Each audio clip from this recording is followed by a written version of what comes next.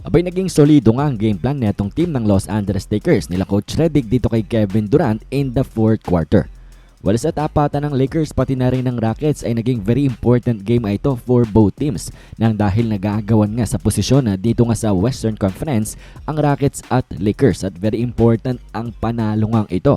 And well, nagwagi ang LA Lakers dyan dahil nga sa kanilang matinding fourth quarter defensively. Well, talaga nga namang shinutdown nila itong si Kevin Durant. Actually, hindi lamang sa fourth quarter kung hindi sa buong second half. Kung saan sa third quarter at fourth quarter si KD may 2 points lamang, merong 6 turnovers on a crazy 20% field goal percentage.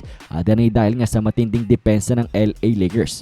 And well, yan ay big credits dito nga kay Coach Redick at sa kanyang coaching staff sa kanilang napakasolidong game plan against kay KD. Well, very simple lang naman ang kanilang defensive game plan dito nga kay Kevin Durant at yun ay ido-double team lamang nila itong si KD. Parang yung ginagawa kay Luka Doncic ng ibang mga NBA teams sa pick and roll, bini-blitz nga si Luka to get the ball out of his hands. Kaso ang problema lang kapag ginawa yan kay Luka ay Doncic is a great passer, kaya naman parang walang epekto ito ang ganitong depensa kay Doncic. Pero kay Kevin Durant abay napakalaki at napakaganda ng epekto ng dahil si KD ay hindi man siya bad passer pero hindi siya ganun kagaling. Kaya naman in-expose niya ng LA Lakers at silipin natin ang naging resulta ng game plan nila Coach Redick. And well, here in the third quarter, nag-switch ang LA Lakers si Marcus Smart na kay Kevin Durant at nung magdadrive na itong si KD, talagang iniwan neto nga ni Lebron ang kanyang bantay na si Clint Capela para lang i-double team eto nga si Kevin Durant. And well, dyan nga nagulo ang utak neto ni KD kung saan ito'y nagresulta nga ng turnover diretso kay Austin Reeves. At sa sumunod na play, ginawa ulit yan ng LA Lakers. Switch again at si Marcus Smart ang bumabantay. At sa muling pag-drive neto ni KD ay hinarangan nga neto ni Austin Reeves ang kanyang driving lane. At another turnover tuloy ang ginawa ni Kevin Durant nang dahil parang hindi niya ma-process agad-agad itong ganitong klaseng double team. And well, sa sumunod na play ay nag-adjust naman ng Rockets sina KD kung saan matapos ng switch ay nag-clear out nga sila kung saan itong si Kevin Durant nakikipag-ISO na lang dito nga kay Marcus Smart. And well, hindi pa rin niya nagpapigil sa LA Lakers na give Kevin Durant multiple bodies kapag gagawa nga siya on the offensive end kung saan dito nga si DeAndre Ayton ay sinalubong si KD at si Luka dito ay nakikisali nga rin dyan. Nahirapan tuloy itong si KD. And then makikita niyo naman dito nakapost din na itong si Kevin Durant 1v1 versus Austin Reeves pero tingnan niyo naman ang posisyon ni Luke Kennard pati na rin ni LeBron James. Basically naka 1-2-2 zone defense nga sila para lang hindi nila hayaan itong si Kevin Durant na maging komportable sa paggawa nga sa opensa.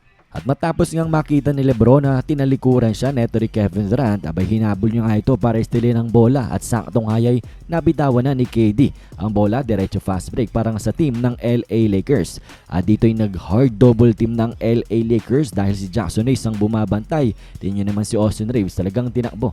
Eto nga si Kevin Durant at mukhang kinabahan itong si KD na wala ngang awareness dito nga sa court at nagresulta ito ng turnover, backward violation yan. At yan nga ang ilan sa napaka-solid na game plan na itong ang team ng LA Lakers na nagresulta nga ng defensive stops, mga importanteng defensive stops para nga sa kanila para makuha ang panalo against dito sa Rockets. And well, sa post-game interview ay medyo frustrated itong si Kevin Durant kung saan hindi nga nagustuhan ng mga Rockets fans ang kanyang naging sagot dito. Pakinggan natin si KD. He's got to convert. Maybe I got to just get out the way, get in the corner, space the floor out for other guys. And I think just that when I get the ball against certain teams, they just going to settle out and just say, we're just going to double and play a little zone behind it and see what happens. And if we give open shots, that's cool. But maybe I just need to get out the way, be honest, set screens, be ready to catch and shoot, just space the floor out for my teammates. It's been happening throughout the season, but...